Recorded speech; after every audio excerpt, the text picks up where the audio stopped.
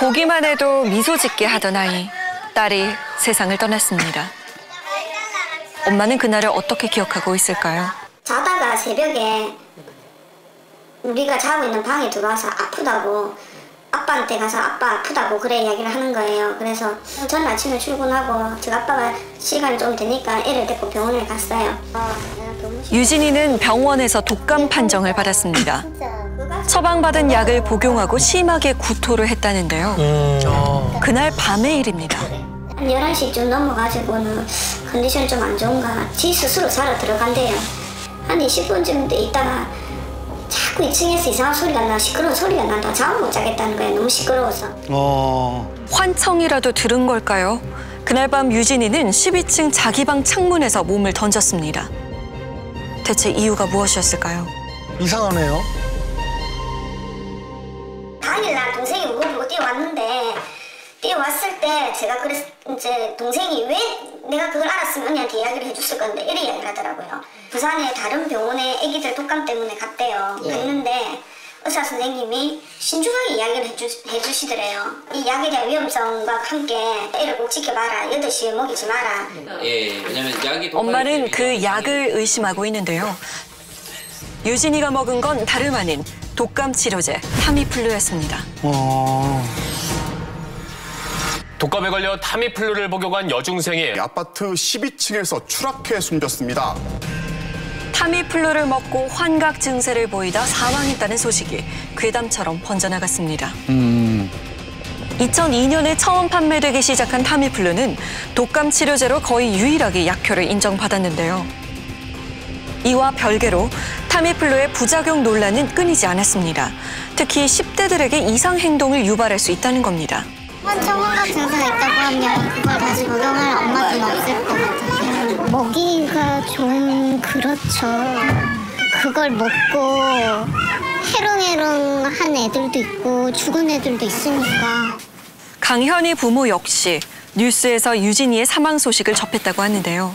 주위에서 전화가 와가지고 야 이런 일이 있었는데 니네 아들하고 똑같은 것 같아. 내 한번 쳐봐 해서 저희는 그걸 쳐봤거든요. 너무 똑같은 거예요, 증상이. 그때 이제 확신을 들었죠. 아, 얘는 아니구나. 약 때문에 그래서. 그렇구나. 네. 그러니까 모르셨던 거죠? 예, 이게 참. 강현희가 맞은 주사제 역시 비슷한 계열의 독감 치료제였습니다. 정말 두 아이의 추락은 약의 부작용 때문인 걸까요? 이제 미국이나 이런 데서도 그런 사건 이후에 FDA에 기록되어 있는 자료들을 가지고 이제 조사를 해봤더니 부작용 사례들을 한번 모아서 자료를 분석을 해봤더니 대부분의 결과도 비슷하게 크게 연관성이 없는 것 같다 이렇게 이제 발표를 하고는 있습니다. 약물과 이상 행동 간의 인과관계가 불분명하다라는 의견이 의료학계 중론이라는 겁니다. 실제로 연구상에서 타미플을 복용하지 않았던 독감에 걸린 아이들에서도 조사하니까 이런 행동들이 비슷하게 나타났다는 얘기인 거죠. 그래서 이제 이게 타미플루 때문만이 아니라 독감 자체가 이런 행동을 유발하는 가능성이 높겠다라고 얘기를 드리는 부분인 거죠. 이상 행동이 독감 자체의 증상일 수도 있다는 건데요. 아이 엄마들의 생각은 어떨까요? 뭐 제가 한 몇 프로 정도는 착각을 할 수는 있는 부분들이겠지만 옆에서 아이를 지켜보거나 이렇게 했을 때 애가 뭐 독감으로 인한 선막 이런 거는 전혀 아니라는 건 저는 일단 부모로서는 확신하고요. 얘가 왜 이랬을까 뭐 그런 것 때문에 참고 했었는데 제가 봤을 때는 모든 가정을 다 봤을 때는 약이 취해 있었어요. 약이 취해 있고. 인터넷상에는 타미플루의 부작용을 호소하는 사람들이 많았습니다.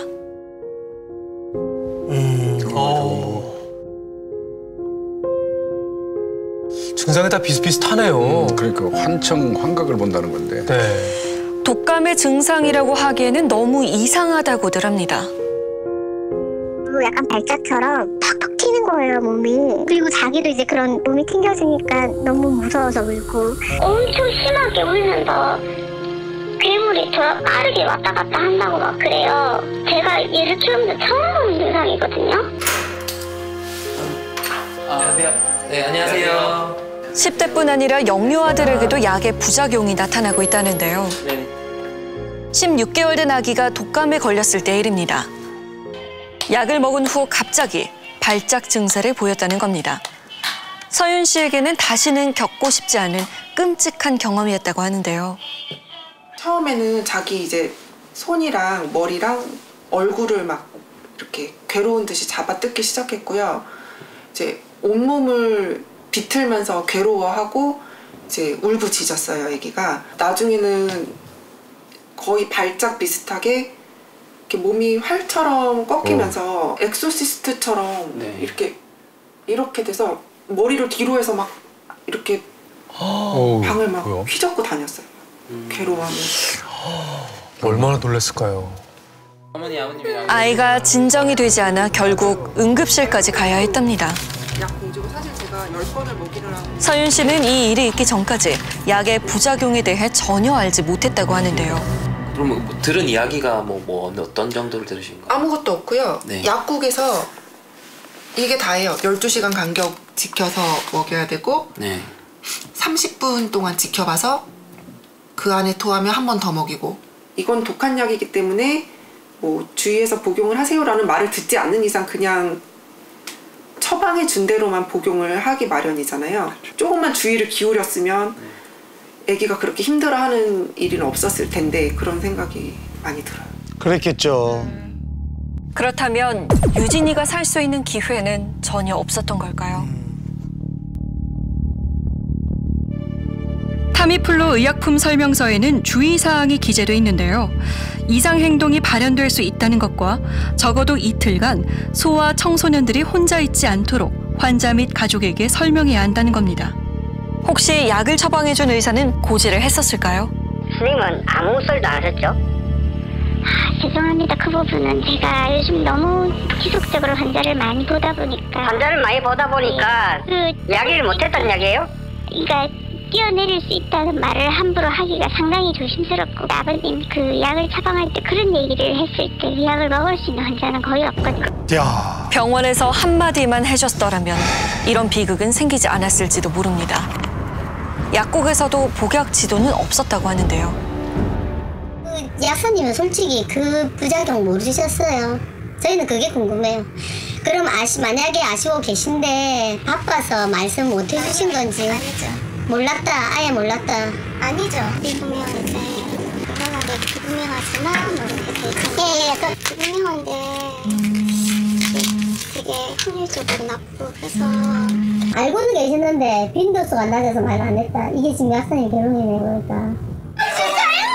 그 사이 14살 한 생명은 목숨을 잃었습니다. 건장했던 17살 아이는 언제 다시 걸을 수 있을지 기약조차 할 수 없습니다. 타미플루의 부작용 문제가 먼저 대두된 일본의 상황은 어떨까요? 일본에서 타미플루 논란이 가장 뜨거웠던 건 지난 2007년. 당시 일본 후생 노동성의 조사에 따르면 타미플루 복용 후 부작용 의심 사망자 수는 모두 71명이었습니다. 그로부터 10년이 넘는 시간이 흘렀습니다. 우리는 당시 아들을 잃은 한 어머니를 만났습니다. 아들은 2005년에 세상을 떠났지만 류우코 씨는 아직 아이를 보내지 못했습니다. 엄마로서 할 일이 남아있기 때문이라는데요. 裁判をやってなんとかこの子がなぜ死んだかっていうことを本人に教えてあげてない。ずっと否定されてばかりいるので。 다부진 체격의 야구를 무척이나 좋아했답니다. 살아있었다면 지금쯤 28살의 청년이 되었을 텐데요. 아들이 사망한 곳은 이 아파트 복도였는데요. 바로 여기입니다. 타미플루를 먹고 2시간쯤 지나 사건이 일어났답니다. 自分は子供を探していて、で家にいないので玄関開けてみたらこの辺で誰かが飛び降りたっていう風で、自分の子ではなければ良いがと思いながらエレベーターですぐ降りてったら自分の子でした。 아들이 자살했을 리 없다는 믿음으로 손해배상 청구 소송을 진행했습니다. 일본 재판부는 어떤 판단을 내렸을까요?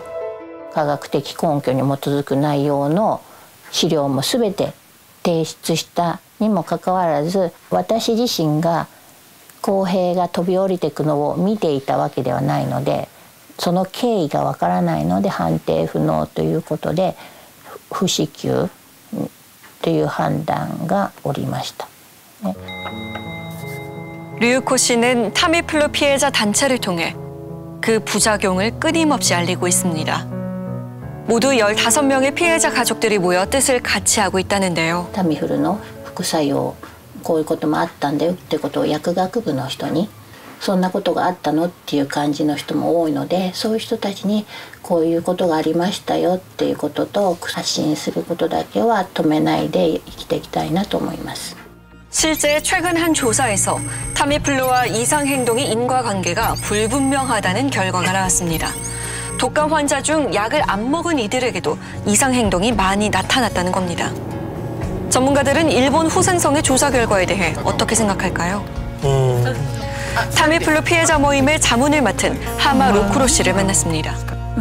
因果関係を言える調査っていうのはタミフルを使った場合と使わない場合でどれぐらいのその異常行動の頻度が違うかということを比較しないとダメなんです。 약을 복용했을 때 이상 행동이 얼마나 자주 심각하게 일어나는 것인지 비교해야 된다는 겁니다. 全く心配です。